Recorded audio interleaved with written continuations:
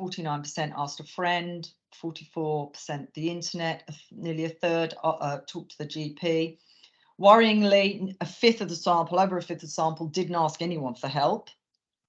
And a similar fifth of the sample asked for to use mental health services.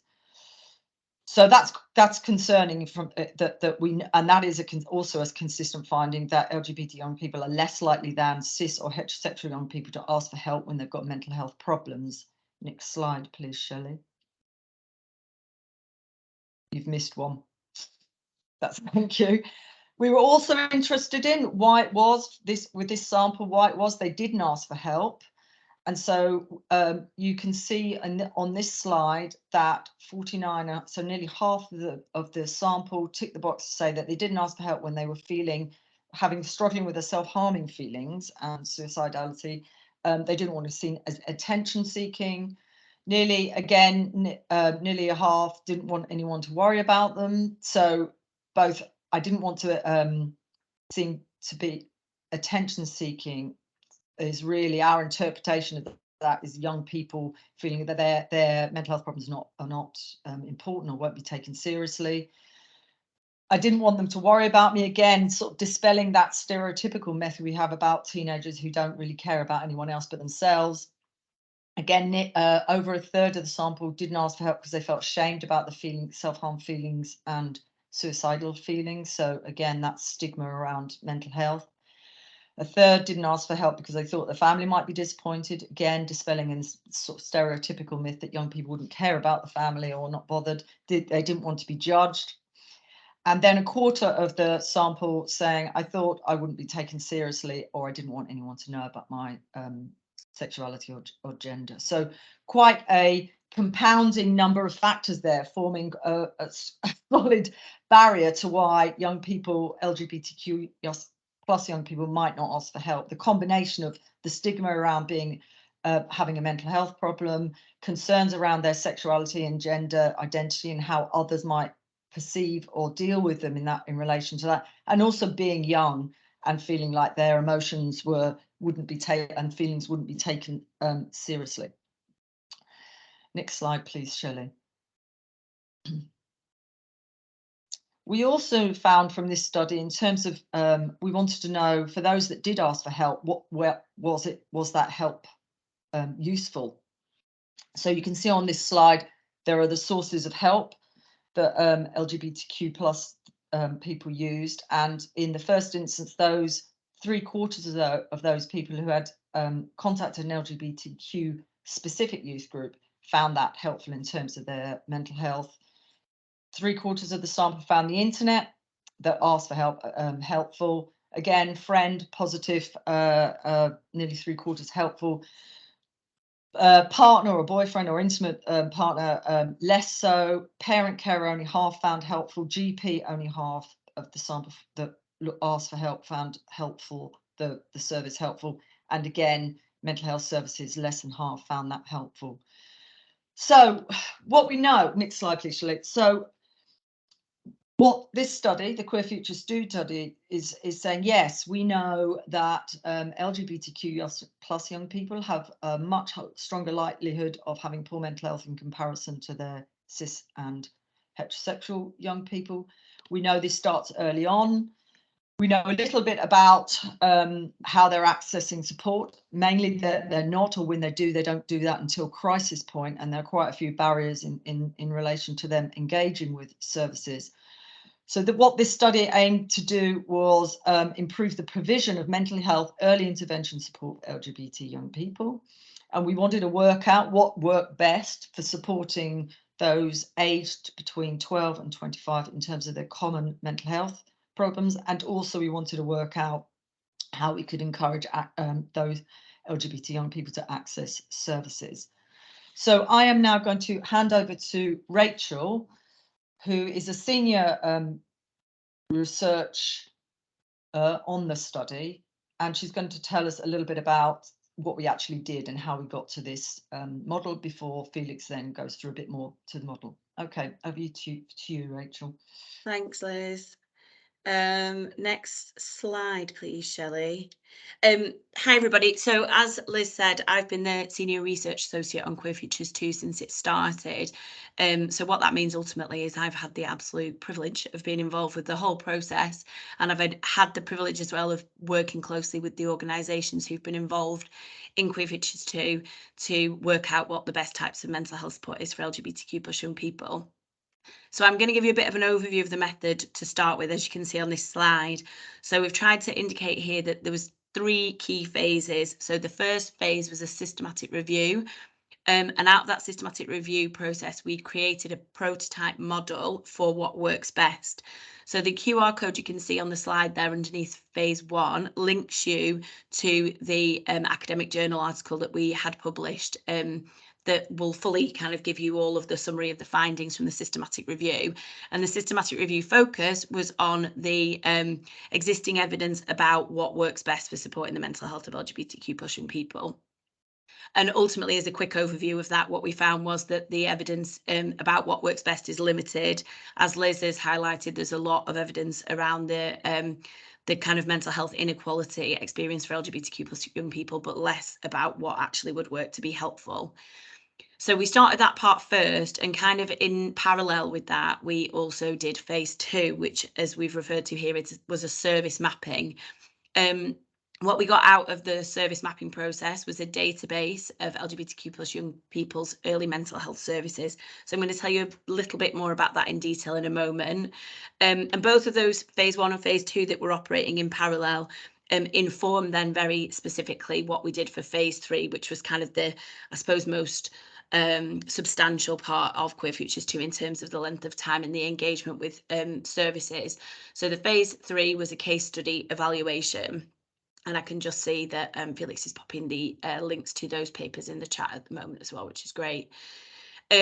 So I'm going to talk you through these stages, basically. The systematic review phase, I'm not going to go into detail about, but you can find the paper, as I mentioned, and Felix has popped it in the chat there.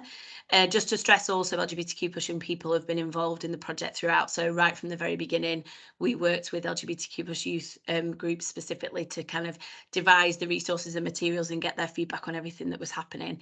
And that also includes the language. So LGBTQ+ as an acronym, we know there are lots of preferred ways of describing LGBT young people, and that was the one that LGBTQ+ young people selected for themselves. Next slide, please, Shelley. Okay, so spotlight on phase 2, so the service mapping. So basically the actual process of this involved myself and the 2 research associates on the project at the time sitting down to kind of figure out where across the UK already existed provision whereby LGBTQ+ specific mental health work was taking place with young people. So we did that kind of on Google, on the phone. We obviously already were aware of a lot of different services that existed. So we used kind of those expert informants to try and find out more about where other services were operating. And this is a bit of an overview of what we found there. So we found that the majority of LGBTQ+ youth mental health support was operating in charity and voluntary sector organisations. There were some great examples of collaborative models. So, for example, between CAMS and those charity sector organisations. So whether they were LGBTQ+ specific organisations or young people specific mental health organisations, there were a couple of examples of these collaborations. Point 3, there was an absence generally of any mainstream, as we quote unquote calling it, NHS support that specifically addresses LGBTQ+ youth mental health. And number 4, there was a distinct difference in the approaches of the different types of service. So already at this stage, before we'd kind of started to speak to anyone in detail, it was quite clear that the different types of service were offering different types of things in different ways.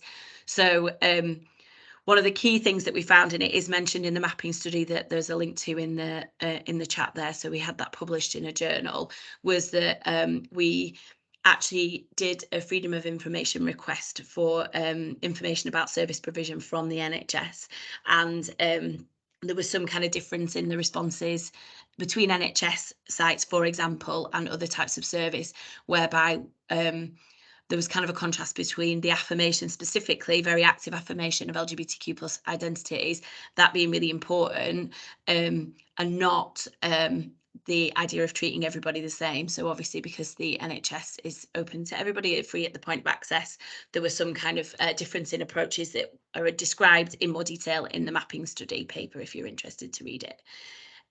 Could you move on to the next slide, please, Shelley? Okay, so this NHS recognition of the need, or maybe lack thereof. So we identified specifically this limited NHS LGBTQ plus specific mental health support. And it was our understanding that this was because of misunderstandings within the kind of mainstream NHS support sector. And the misunderstandings were related to people not being aware of the higher risk of poor mental health for LGBTQ plus young people, not understanding the reasons for that higher risk. So, for example, that as Liz mentioned in the background, that it's difficult to seek support because you're frightened of being judged. So that links to point 3 there, the underuse, and that's in quotes, of mental health services by LGBTQ plus young people. We've put underuse there because it's more in terms of the lived experience for LGBTQ plus young people because of the unsuitability of services for their needs. And that links to point 4 there perfectly, about the fact that when LGBTQ plus young people do seek support in NHS services, they tend to have a poor experience of that support. So that goes back to the Queer Futures 2 data that Liz summarised around where their preferred modes of seeking support were. Next slide, please, Shelley. Okay, so one of the key functions of phase 2, so the mapping out of all the services, was obviously to get a sense of what was already going on, and we learned a lot about those kind of different approaches, but also we actually then used that kind of database of services to inform our selection of sites to invite to be case study examples in this in Queer Futures 2. So what we I think we ended up with kind of, there's about 439 maybe from memory services that we identified as having an LGBTQ plus specific mental health support function of some description, and that was across the UK. And we kind of categorised them depending on the kind of, I suppose, like strength of the offer that they were able to deliver, and also about whether they would be resourced enough to be able to participate in Queer Futures 2 as a case study. So what we wanted to do is do close work with 12 sites, which we've referred to as case study sites across the UK. And we wanted to get a good spread of the different types of services to find out what works best for LGBTQ plus young people's mental health.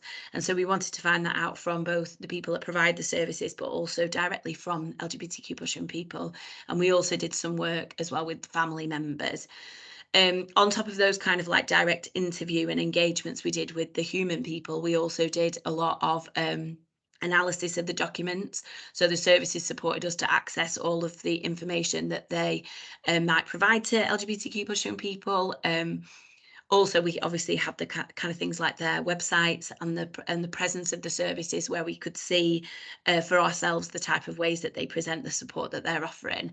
And once again, here another stress that in this part of the process, in the same way as from the outset, LGBTQ plus young people were involved through the whole project. So in this, at the beginning of this phase, for example, at the beginning of phase 3, I worked closely with some LGBTQ plus youth work sites to make sure that the young people were happy with the materials that we were making, and the things that we were going to devise to actually deliver the kind of face-to-face work specifically.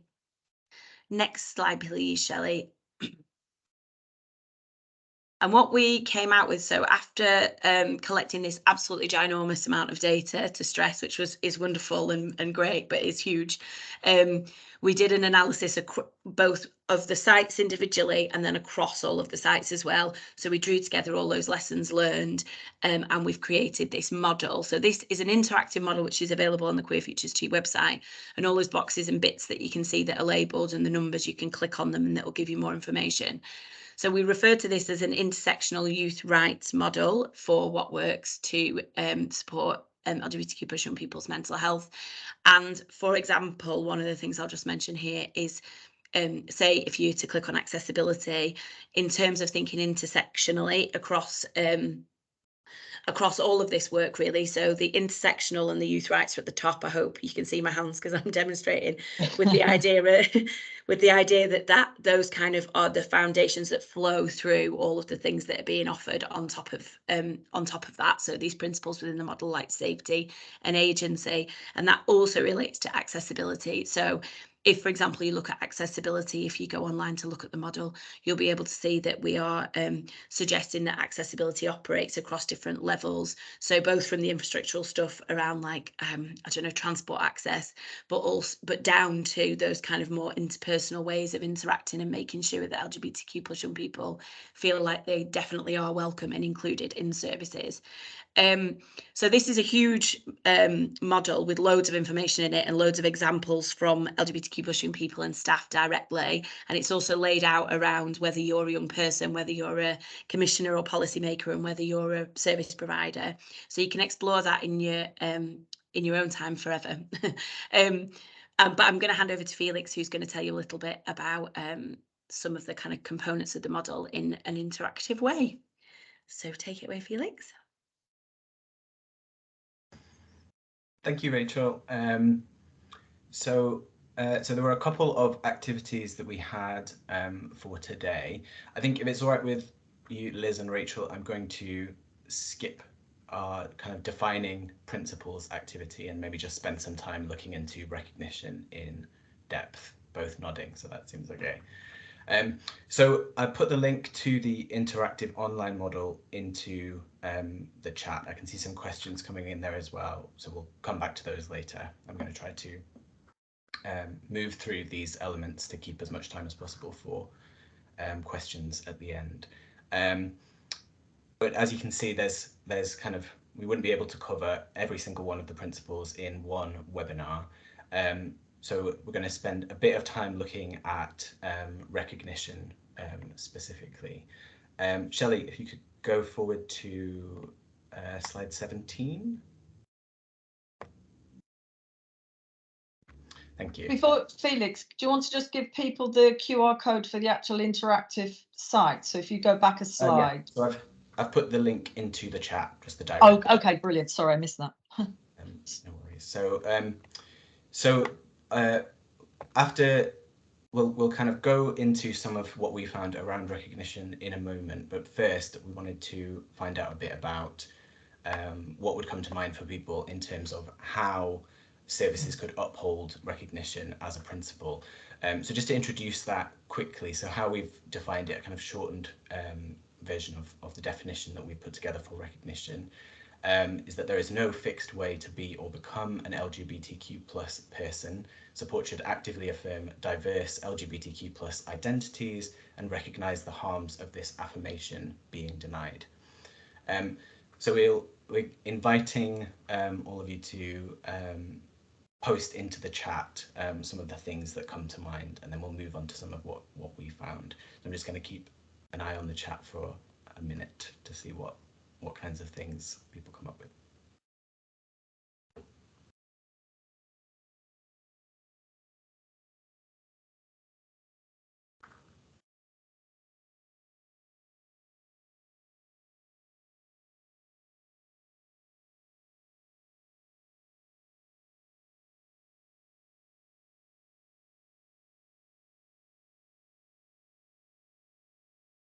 Maybe just carry on, because then give us more time, Felix, if there's nothing coming up in the chat. Okay, I'll keep half an eye on the chat, and then if things, if anyone has things to post. So engaging with a young person in relation to how they see themselves. As things are added, then I'll move back and forth between those as well. Shelley, if you could move on to the next slide, and that should have an overview of some of what we found. So asking and checking about preferred name and pronouns.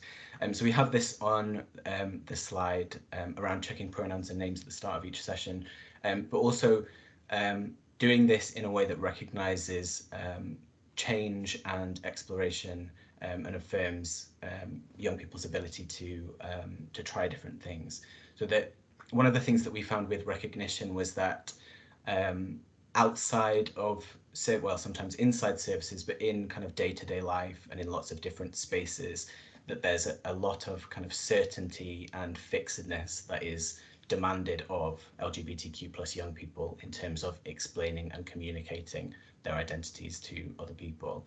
And that within services, these should be spaces where that is not the case, where there is room for young people to explore, understand who they are without those kind of demands being placed on them. So having an understanding of LGBTQ plus identities as flexible and fluid rather than fixed was very important. And going along with that, challenging ideas that there are kind of correct or normal ways to be LGBTQ plus. So those are kind of some in terms of like approaches, and then some of the kind of practical implementation around that we saw were, as I was saying before, checking and rechecking pronouns and names between sessions, having activities that explore connection to wider LGBTQ plus history and culture, community, and having identity specific groups for young people. So that could be trans and gender diverse young people or young people of colour, and having knowledgeable advice and support around transition. I'm just going to go back to the chat for a moment, scroll back up again. So we had input around pronouns, seeking feedback from LGBTQ plus young people, I can see there, which is also a really good one. Having inclusive forms and systems, seeing people as they are in that moment, that parallels a lot with our findings, and acknowledging and accepting, not judging, absolutely. We have a couple of quotes from the data. So Shelley, if you could move on to the next slide.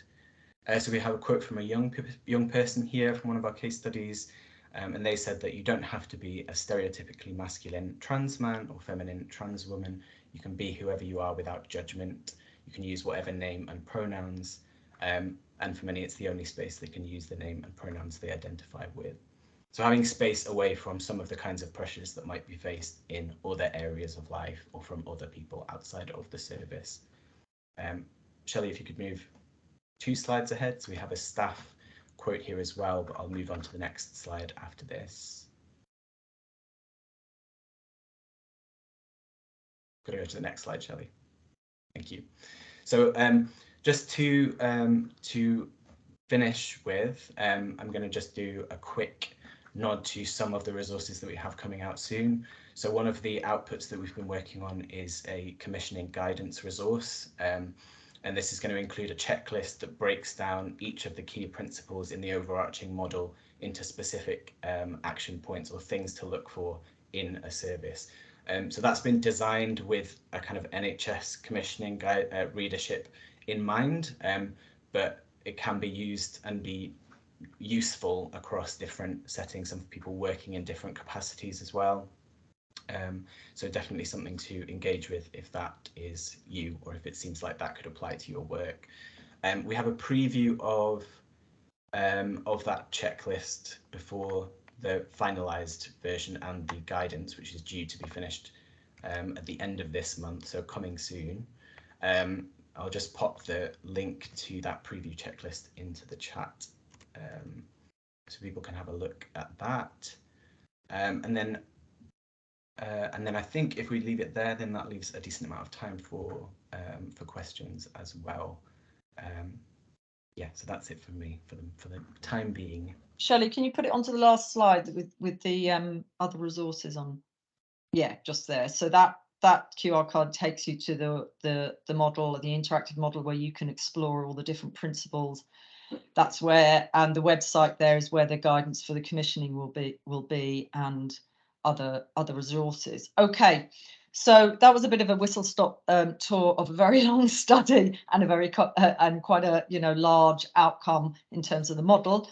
So if people want to ask a question, we're happy to, if they put it in the chat, that's great. Or if they use a digital hand, they can switch the video on when I call your name. There was one, I saw there was one question that got quite a lot of thumbs up. Gavin, your question about whether or not we investigated ethnicity in the study and how different ethnic groups interacted within the service organisations. And yes, we did. We had the whole study was framed from an intersectional point of view. So it's the idea that LGBTQ plus young people are not just their sexual and gender identity, they occupy other identity positions and we were particularly interested in gender identity, disability and ethnicity. And we specifically looked for examples of good practice in relation to, for example, those, neurodiversity, those around ethnicity, around diversity in terms of disability and gender. Unfortunately, what we found, I mean, on the not so great idea, we found in many of the services that there wasn't a particular emphasis or understanding that you needed to do work around, for example, QTPOP young people, so queer young people of colour. But then on the other hand, we did find a couple of good examples. Rachel, do you want to say anything about the good practice and what was developing in those LGBT mental health support services that we found?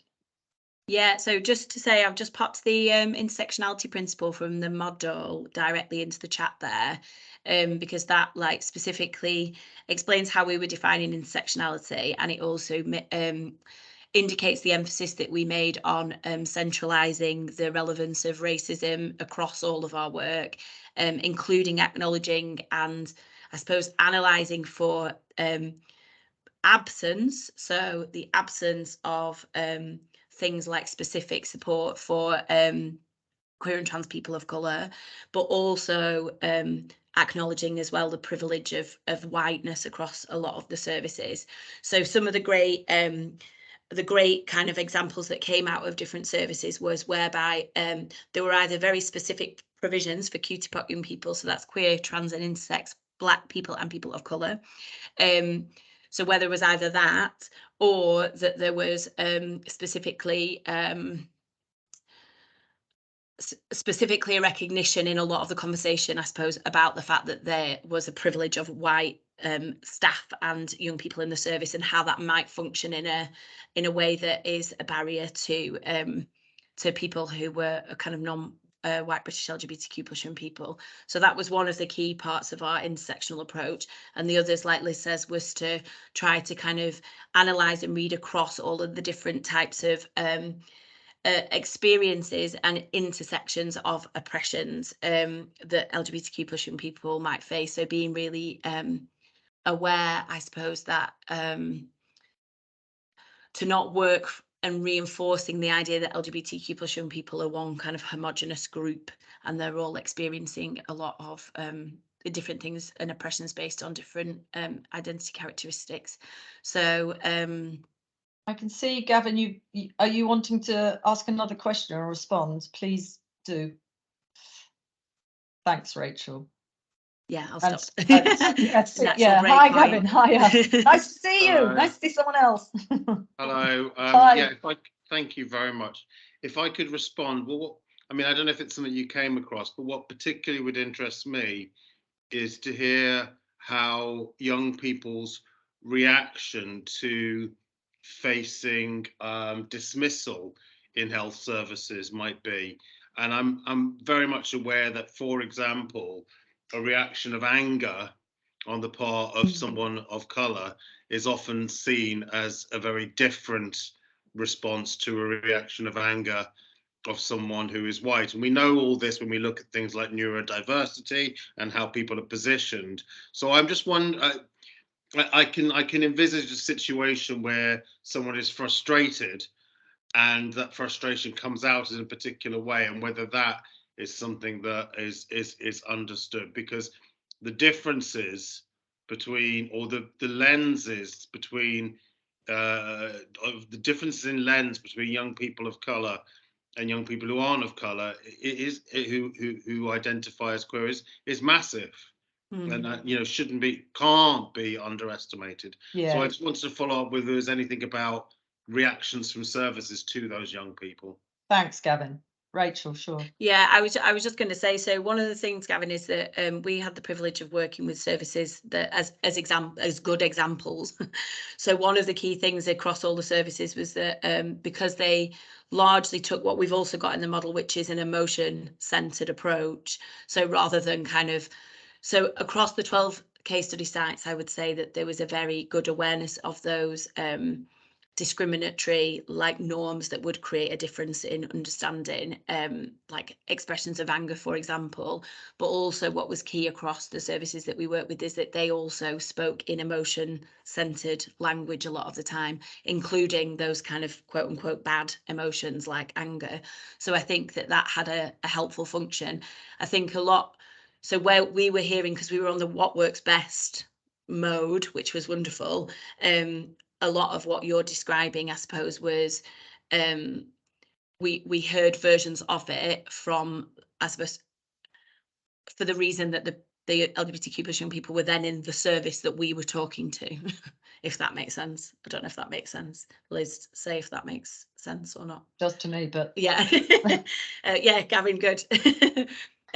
Yeah, so that was great in one way, but I can that was definitely, it was borne out through that kind of the conversations that were being had. But in terms of our analysis, because we were focusing on the what works best, there was a lot of that content that you're describing, which was kind of not sidelined, it was central, but it wasn't then what was in the model, so to speak. Yeah, thank you, Rach. Yes, and if you go through the model and through the guidance, you'll see that we've tried where possible we've tried to pull out good practice around QTPOC young people, but there is much work to be done, and I suppose part of what we're doing as well is raising awareness around this, how important it is, as you said, Gavin.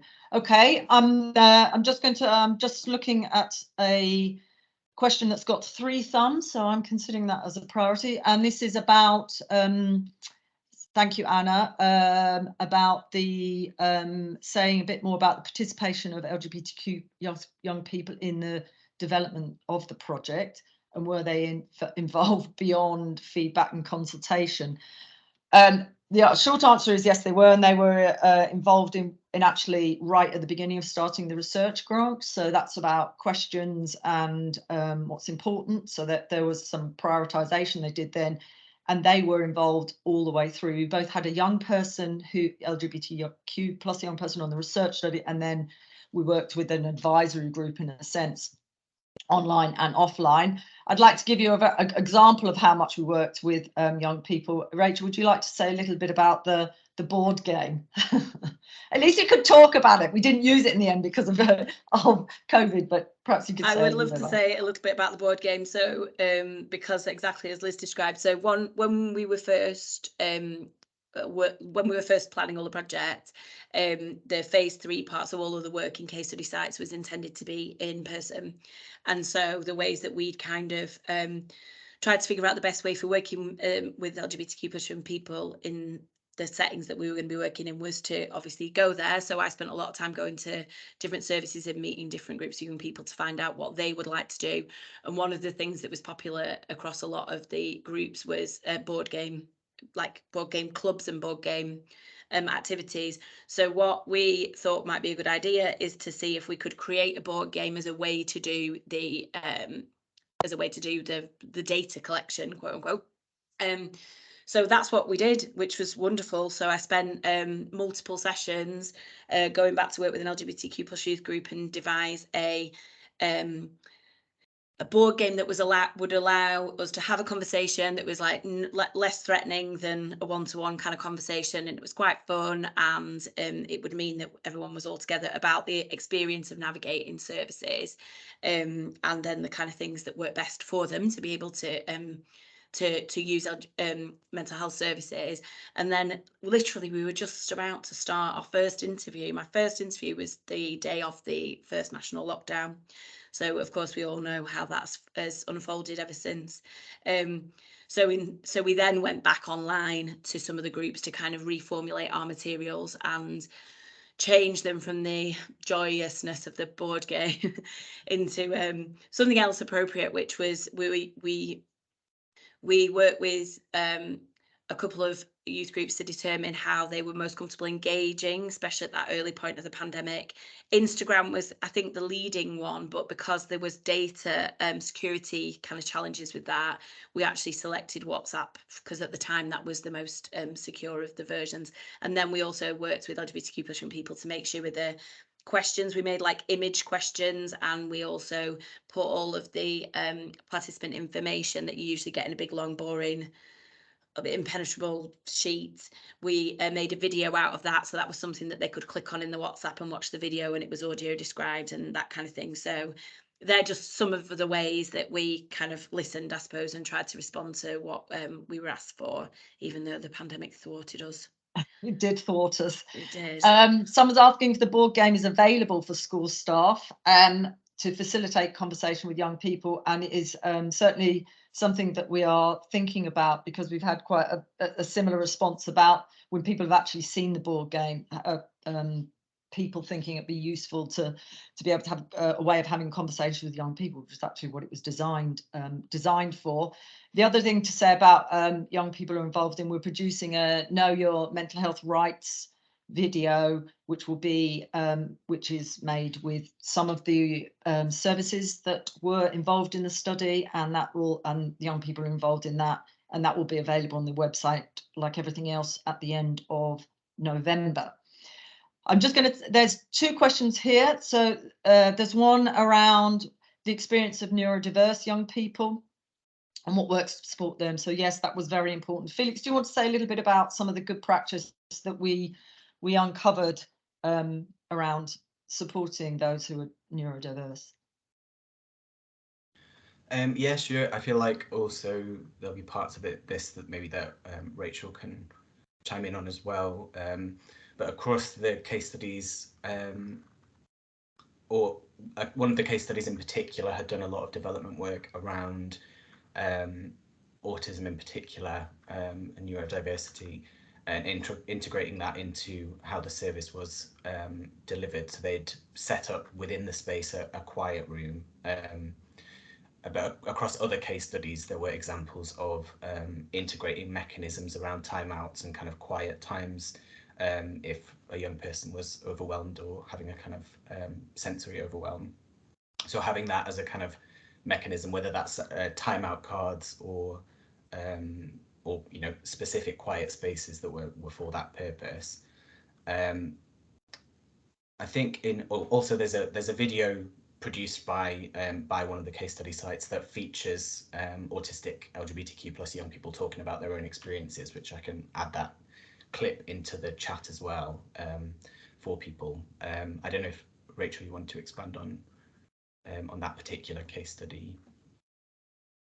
Oh, sorry, Felix. With regards to the calm, quiet space for LGBTQ people and special educational needs. If there was anything I'd missed. Yeah, no, I mean, I suppose that was just one of the things that kind of did. I suppose that was an example, but there were other examples across the projects, and I think this is something that relates to, as we're probably all familiar with, like the precariousness of different fundings and the short pots of funding. So a lot of the services were able to kind of deliver pilots or trials of specific LGBTQ+ projects, either for LGBTQ+ young people or, like, for example, this project that was delivered specifically for LGBTQ+ young people with special educational needs. So they get kind of little moments to try those things out, but then often are kind of compromised when continuing those by like project funding, basically, which would then end and is often short. So there were loads of examples of different types of specific like interventions, I suppose, across all of the services, and a lot of those they'll be referenced in the commissioning guidance and in the model as well. I hope that helps. Sorry, I was just trying to post something helpful in the chat and I feel like Thank you. Thanks, Rachel. not listening at school. Thanks, Rachel. Yeah, so I was just going to take this other question around recommendations, whether or not someone's asked, Alenka's asked whether or not we have recommendations for the education settings. And what we've done is try to develop a model with principles that are exactly that, principles. So they are less site specific or setting specific. They're really designed in a way that you can take the principle and adapt it to education setting, clinical setting, voluntary sector. We tried to give different types of operationalization of that principle in different ways. What I can say also around the education recommendations of the education setting is that we now have a large body of evidence across the world, not so much in England, or that if you have an education setting that is LGBT plus inclusive, everyone's mental health improves. So there's been quite a lot of work looking at what that might mean. So that's things like having policies within schools that specifically tackle discrimination around LGBTQ plus identities, having support groups or groups, well, LGBT support groups that are not just about mental health support, but actually about being activists and changing the school culture, curriculum changes for inclusivity, teacher training, leadership from the senior. All these things really make a difference to the school environment and how LGBTQ plus young people feel. So in the wider context, the educational setting for LGBTQ plus young people's mental health is very important, because we know it to be a site of both prevention and risk for them. So, but we're hoping that the principles can be used in those different settings. Did either of you wanted to add anything about education, Felix or Rachel?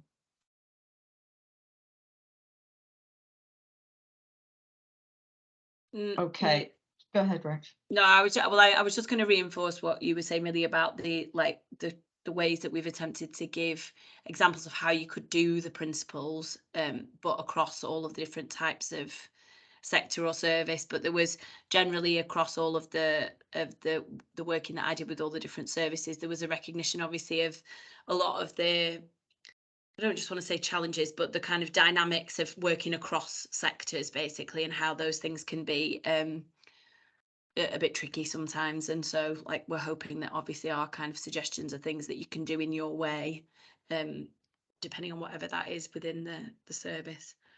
Thanks, Rachel. Claire Fraser, I can see that you're on the call. Hello. Claire was a researcher on a study that was funded at the same time, looking at modelling mental health support for young people more generally. And you've got a couple of thumbs up on your question, which is about, are we sharing the findings with children and young people who might use the service? If so, how? And I think, as we explained, the website, it will be up and running for, what was it, till Shelley, 2033 or something. So the mental health Know Your Rights video will be available all that time. And also in the actual model, if you go into it, you'll see that for each principle, there's an option for a young person to be able to click in and find out what that model means to them. So there's the kind of youth rights stuff as well. So as well as actually what those individual principles might mean for them in terms of if they were accessing a service. Have I missed anything about how we're sharing the findings with? I don't think so. I've just dropped one of the examples of the young people from the model, so you can see all of those things being specifically linked to rights. And just to also stress that in the kind of like validation of these activities after the analysis, we returned to some of our case study sites, the LGBTQ plus youth groups, and we found out from them what they would maybe like. And one of the things that came out was we'd already kind of devised our emphasis on rights, but that they would like some of that information about what their rights for well, across everything are, but including for mental health help seeking and healthcare generally, because in one of the sessions I went to, for example, there was a big conversation we had about a lack of awareness that they were entitled to seek healthcare on their own if they were kind of deemed competent to do so with the tools that they use in the clinical settings, Fraser or Gillett competency. I can't remember which one it is in this case. But yeah, so. Okay, thanks, Rachel. Emily, I can see you're on. Emily Edwards, I can see you're on there. Who has helped us a great deal with developing our commissioning guidance, and is suggesting that we have a webinar launch when the commissioning guidance is ready. And I think we will be doing something along those lines, Emily, just because they've allowed us to spend the last bit of money that's left. So we are going to actually, once the commissioning guidance is ready at the end of November, we are in the new year going to do some kind of dissemination launch type, watch this space. So yes, thank you. There was a couple of just last question, I think, which was about what's next for the research. We get this quite a lot, don't we? What's next? So what is next? The implementation of this type, the principles, I suppose, is what next, and the training of staff, and that really is down to the types of the groups of people that we've been talking to. So those are practitioners, policymakers, the commissioners. We're a research study, so I think that's as far as we can go in terms of these are the research findings, and it's now whether or not they get picked up and used. Certainly different sectors have been interested in developing training resources around the principles, and there's been a lot of interest, which is fantastic. So I'm hoping what happens next in terms of Queer Futures 2 is you people on the webinar, people that are providing support or commissioning support or writing policy around mental health, will use the findings to improve LGBT young people's mental health, in short. Okay, I've got, I think, one last question, which is, have you any research within religious settings from a church school? I think the short answer is no. I don't recall any. Do you, Felix or Rachel? We didn't have any sites that had any religious. No, we only had one educational setting anyway across all of the 12 sites. So our aim was to get a kind of range of different types of service. Like we said, that wasn't one that we'd kind of like identified in that mapping, that phase 2 that I mentioned earlier. Yeah. Okay. So no. Go ahead, Felix. I know that some of that there are LGBTQ plus youth specific organisations that have like guidance documents, links to things that are specific to faith schools. So I'll see which ones of those I can find and put them in the chat. I can see, just to finish there, I was coming to your question about the microaggressions, but I can see that Felix has responded. Thank you. Yes, there were lots of examples, weren't there, of microaggressions from staff. And yes, as you say, LGBT plus young people being discouraged from accessing services.